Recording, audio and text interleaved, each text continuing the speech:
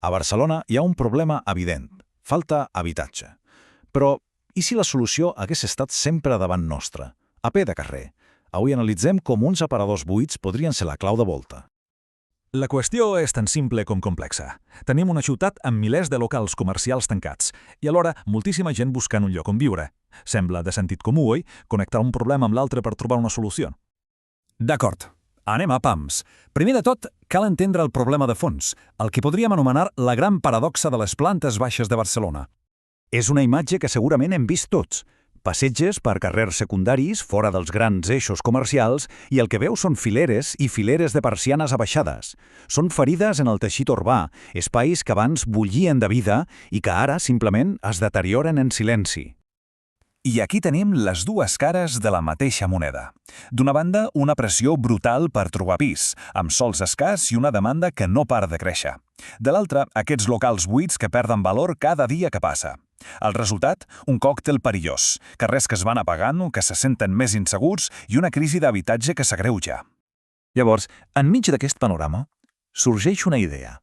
Una idea que, com dèiem, sembla gaire de calaix, el concepte de viure a planta baixa. La clau de volta de tot plegat és una figura legal que es diu canvi d'ús. Sona una mica tècnic, però en el fons és ben senzill. És el permís per agafar un lloc que estava dissenyat per ser una botiga i dir, d'acord, a partir d'ara això serà una llar. I atenció, perquè això no és només una teoria, és una realitat que ja està passant i amb força. Les dades per a tot Espanya són espectaculars. Des de 2021, gairebé 28.000 immobles han fet aquest canvi. I fixem-nos-hi, els locals comercials són gairebé una quarta part del pastís. És una tendència a l'alça. Molt bé, la idea sona genial, però com es fa a la pràctica? Anem a veure el procés per transformar un antic local en un nou habitatge. És tan fàcil com sembla, doncs no exactament. Com ens podem imaginar, no n'hi ha prou en posar-li un llit i una cuina. Cal navegar per un autèntic laberint de requisits, tant arquitectònics com legals.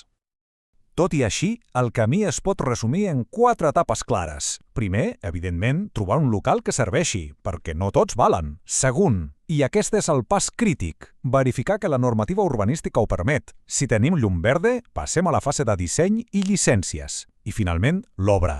La reforma per convertir aquell espai en una llar de veritat, legal i habitable.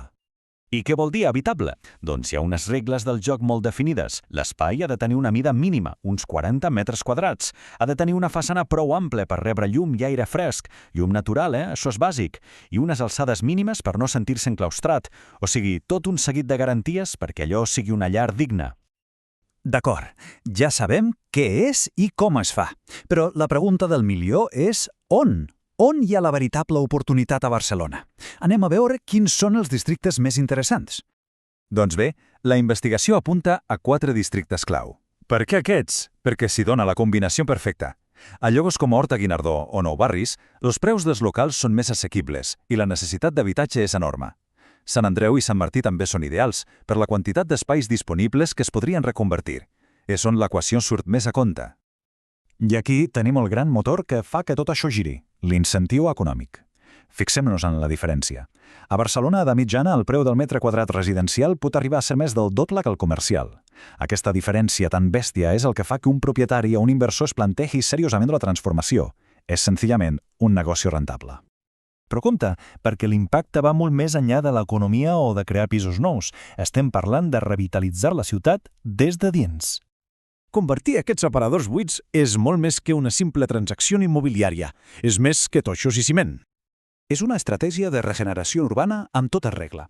Cada local que es converteix en una llar és una persiana que es torna a obrir. És llum on abans hi havia foscor. Són nous veïns que tornen a donar vida al carrer. I, a més, és una forma de construir ciutat molt més sostenible. Per què? Doncs perquè estem aprofitant el que ja tenim. En lloc de consumir més territori, estem reciclant la ciutat.